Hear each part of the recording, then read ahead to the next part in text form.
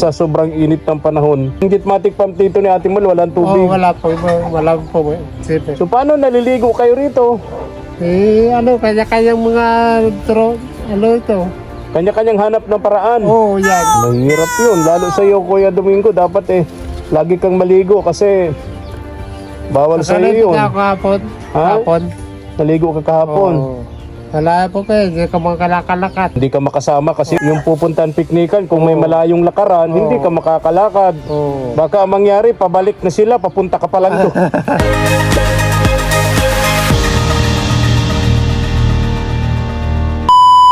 Subscribe to my channel. Good morning, ang mapagpalang umaga po sa ating lahat, mga katuwang.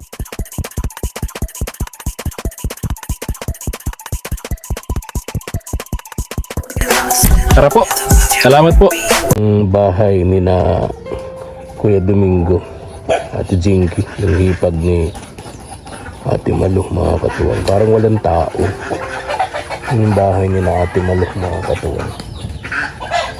Iniba natin yung daan natin, hindi na doon sa may lugar doon ni na Nanay Mirna. Dito na tayo dumaan sa likod bahay nila.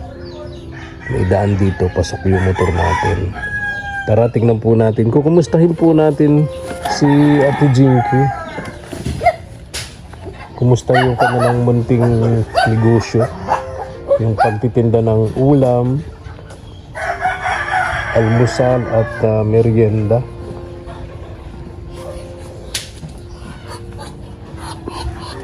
Ay, dito. Kuya Domingo.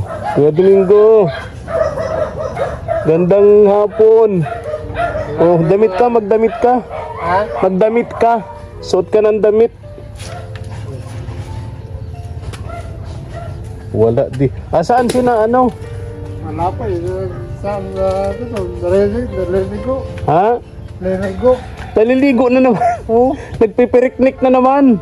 Sa may Buti pa sila. drum. Buti pa sila. Lagi na lang nagpipiknik. Tapos naiwan ka na naman. Ay, kawawa. Lahat. Lahat sila magkakasama. Kaya tahimik, oh. Pati si Ate Malo. Oh. Wala tayong makakausap dito ng maayos si Kuya Domingo. Mahirap naman magsasalita ito si Kuya Domingo. Mahirap ba? Ha? Mahirap nga po. Kaya nga. 2 beses lang naglako ng ano-ano. Sina Ate Jinky, ano? Bakit? Yun na po, bati naka-message na yun. Ha? Ubus na yung puhunan. Meron pa. Tamad lang siguro ngayon. Bakit 2 beses lang naglako ng almusal ba yun? Almusal o merienda? Almasal. Almusal. Ano yung nilako sa almusal? Yung Berita mo. Ha? Merienda panghapunan. Merienda. Anong nilako sa merienda? Kuya Domingo.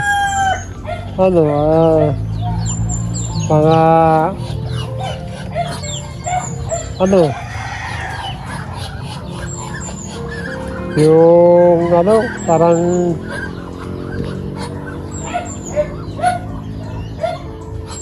Merienda. Naglako ng merienda, naglako ng almusal 2 beses. Tapos hindi na naulit, ano? buti ko. Bakit na ito? Iwan ko po. Bato ka agad din. Ha? Walang tao dyan kina Ate Malo. Wala pa Lahat sila magkakasama sa picnic. Ikaw lang ang natira na naman. Buti pa sila lagi nagpipiknik. Sabi na naman ng mga bastard, sana all. Sa init ng panahon niya, para tayong nasa impyerno, mga katawang. Yung makapunta ka sa paliguan ay talaga namang sarap. Sarap ang buhay. Yung salano, inalay ko, sabay sa lawo, Sa...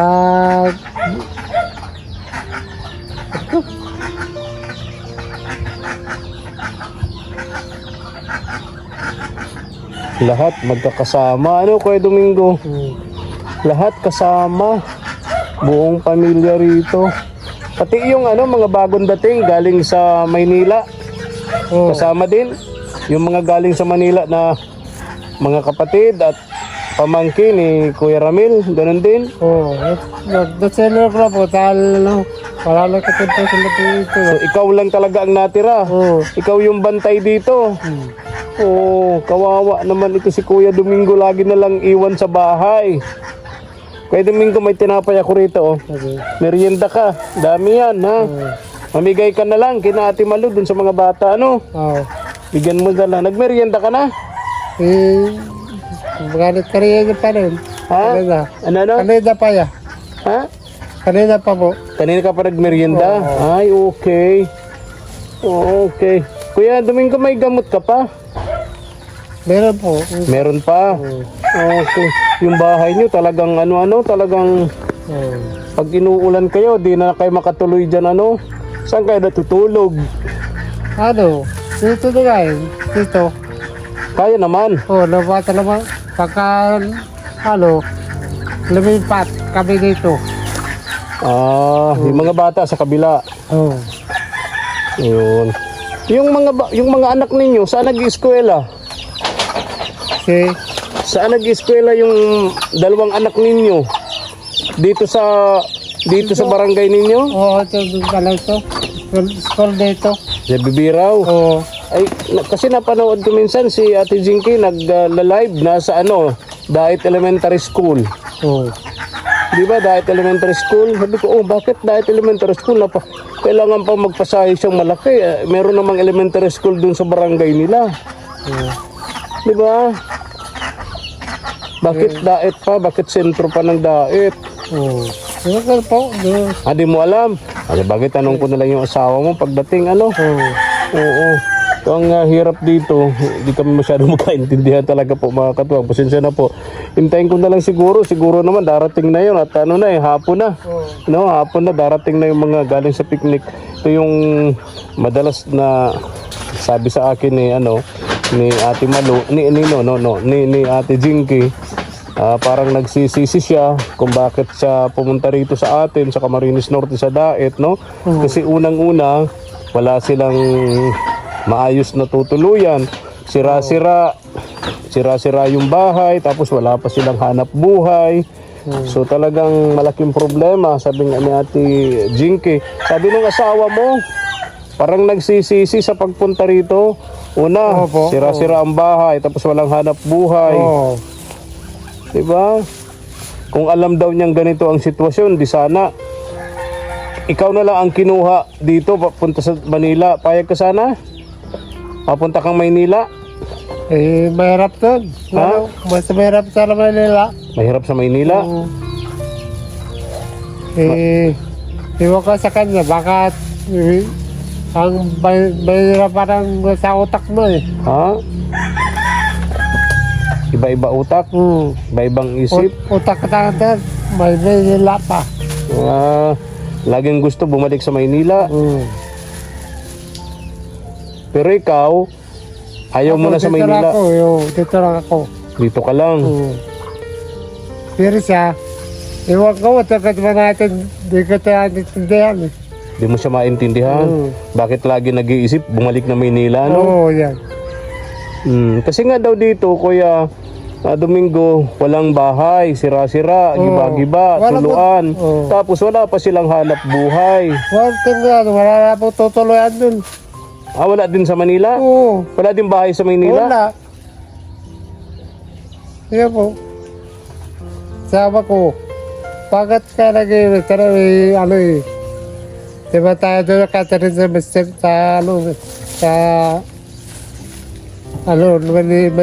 Manila.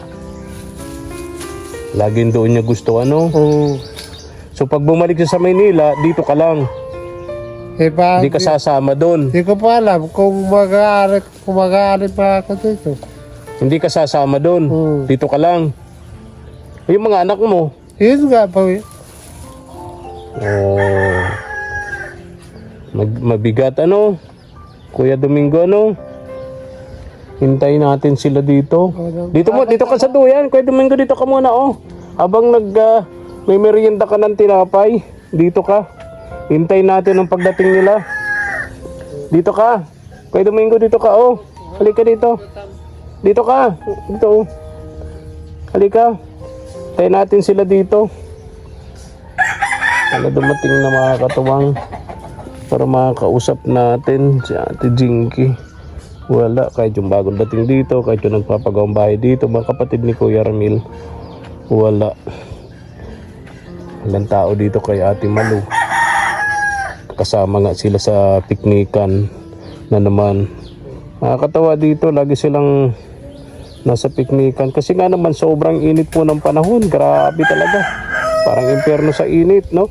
May mga pagkakataon dito mga katuwang na sa gabi may mga na pagkakataon na umuulan na medyo naiibsa ng konti yung init ng panahon. Ano po kuya? Kailangan na po ng Ha? Kailangan na po ng electric fan. Kailangan ng electric fan? Ay, ano? Oh, At wala kang electric fan? Wala? kasi doon wala pang water ulan. Oo. Parang, Kami, gusto namin mag-ulan. Pero kayo naman ayaw nyong mag-ulan kasi yan. magbabaha sa loob ng bahay ninyo. Ayun. Yun ang problema nito ni na Kuya Domingo. Yung karamihan, siyempre gusto ng ulan. Pero itong sina Kuya Domingo ayaw ng ulan kasi magkakaroon ng ilog dun sa loob ng bahay nila. Ha? Lalam na mga buka na. Tama tao. Upo ka dito, Kuya. Kuya Domingo. Bakit na nagtakbuhan? Oy! Bakit nagtakbuhan yun? Sino yun? Bakit nagtakbuhan? Pamangkin mo yun? Mga batang yun? Okay. Upo ka, Kuya Domingo. Kasi po pwede. Ha? Kasi po pwede dyan. Ay, yung gusto mo yun, kunin ko. Yun. Yan lang. Hindi pala siya pwede rito. Baka nga naman matumba siya. Yun, kukunin ko yung mga katuwang. Kaya kuha pa pagkatingilan, papatingulungan. Ano po? Pagkatungulungan. Tulungan? Sino? Lagay pa ng gamot din. Ha? Gamot, gamot. Pambili ng gamot mo. Oo. Ay, sige po, Kuya Domingo. Pero may naiinom ka pa naman. Pero dalawa pa. Dalawa pa. Okay. Agang aso ni na Ate Malu eh. Dami ditong aso, mga katuwang. Kuya Domingo, hihintayin na natin. Apo. Hintayin ko na lang sina Ate Malu ano? Malapit na po yun. Ha? Malapit na po yun. Malapit nang dumating ano? Alas 5:30 na ng hapon eh. Diba? Ano mga baon nila? Ano mga baon nila sa piknikan? Di ka nagmalay? O ano yung mga baon nila sa piknikan? Hindi ka tinirhan ng pagkain mo? Di ba? Naligo lang. Ha? Naligo lang. Naligo lang. Oo. Kasi wala yata tubig. Walang tubig dito? Oo, konti lang. Doon sa bumbahan ni Ate Malu, walang nalabas na tubig doon? Oo. Ay, oo. Kaya nagsala-sala, nagsama-sama sila dun. Nagsama-sama Oo. sa piknikan, doon sa ilog. Doon naligo. Oo. Kasi walang tubig nga dito. Oo. Okay. Ayun yung mga Jetmatic pump ngayon mga katuwang. Oo. Yan talaga yung problema ngayon na ibsan po ng tubig dahil po sa sobrang init ng panahon. Yun pala. So yung Jetmatic pump dito ni Ate Mal, walang tubig. Wala po. Sige. So paano naliligo kayo rito? Kanya-kanyang mga ito. Kanya-kanyang hanap ng paraan. Oo, yan. Kung saan may tubig. Oo. Para makaligo. Oo. Mahirap yun. Lalo sa iyo, Kuya Domingo, dapat lagi kang maligo kasi Bawal sa Nakalipit iyo yun. ako kahapon. Ha? Kahapon. Naligo ka kahapon. Oo. Ngayon, hindi pa. Oo. Oh, sobrang init. Dapat sa'yo, laging naliligo. Oo po ba? Okay. Kaya lang, Malayo po kayo, hindi ka makalakad. ano? Malayo ko, hindi ka makalakad. Hindi ka makasama kasi nga kung yung pupuntahan piknikan, kung may malayong lakaran, hindi ka makakalakad. Oo. Baka ang mangyari, pabalik na sila, papunta ka pa lang doon. pabalik na sila, tapos na silang maligo, ikaw papunta pa lang. Malayo na. Ano? Kaiwal. Kaya dito na lang, ano? Wow, man si Kuya Domingo. Pero naglakas-lakas na kayo ngayon. Medyo okay ng konti yung hakbang nyo ngayon, ano? Hindi na tulad nung dati. Pag naglalakad kayo, natilapon yung paa nyo, ano? Ngayon, di na, ano? Oh, wala. Kala ko may nagtunog ng motor. Kala ko siya na. Wala pa rin. Baka doon mag-overnight. Di pa-overnight. Ha? Di ba pa-overnight sa balo? Una na yun. So pag nag-decide si Ate Jinky na bumalik ng Maynila kasi wala naman daw kayong bahay dito, tapos wala pang hanap buhay, plano niya bumalik ng Maynila. Pag bumalik siya ng Maynila, sasama ka? Hindi, wala pong ano to. Hindi. Di, wala pong sakaw dun. Ano? Wala pong hanap po dun. Wala din. Tapos, Wala pong sakaw ano dun. walang bahay. Wala din kayong bahay doon? Ha? Wala din kayong bahay doon? Wala po. Nag-aarkila lang. Oo, wala ka lalab din. Mahirap din ang buhay. So saan ang mahirap ang buhay? Dito sa Maynila. Sakit dito. Ha? Dito. Mas okay dito. Oo. Mas okay dito ang buhay Oo, kaysa sa yan. Maynila. Oo. Okay, dito kakain ka kahit wala kang hanap buhay. Dun sa Maynila, hindi pwedeng wala kang hanap buhay doon, hindi ka kakain doon. Ano? Oo. So hindi ka sasama. Dito na ako. Dito ka lang. Ay mga anak mo. Si mga bata, iwan ko. Pago. Sila po yan yung ano. Silang... At baka magsama mo. Ahayaan mo na lang. Oo. Kasi wala ka man magawa. May sakit ka, ano? Uy, tagal. Para ano. Ha? Kasama ko para kung magsama sa'yo, di siya wala na. No. Solo ka na lang dito. Oo. Malungkot. Ano kasama ko? Hindi wala. Kaya mo naman mabuhay ng mag-isa. Oo. Kaya mo? Hindi po. Ha? Hindi. Siyempre, aasa ka kay Ate Malo, ano? Oo. Di mo kayang magluto, di mo kayang maglaba, Oo. di ba? Di mo kayang maghanap buhay. So, dito ka kay Ate Malo lagi, no? Oo. Kasi kung maintindihan na ito, itin po. Ha? Hindi ko din maintindihan. Sino? Singki. Di mo maintindihan si Jinky? Oo. Pabago-bago ng isip? Oo.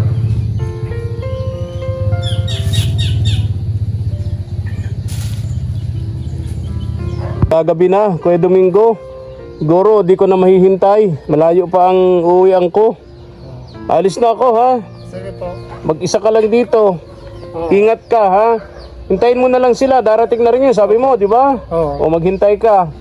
O, may pagkain ka naman, o maraming tinapay yan. Ano? Okay. Mamigay ka dun sa mga bata pagdating, galing piknikan, ha? O, bye-bye na. Bye po. O, bye-bye. Ingat ka, ha? Okay, mga katuwag, tara na po. Hindi na natin mahihintay. Balikan na lang po natin ito para makausap natin si Ate Jinky, yung kanyang asawa, at si Ate Malo. Thank you for watching.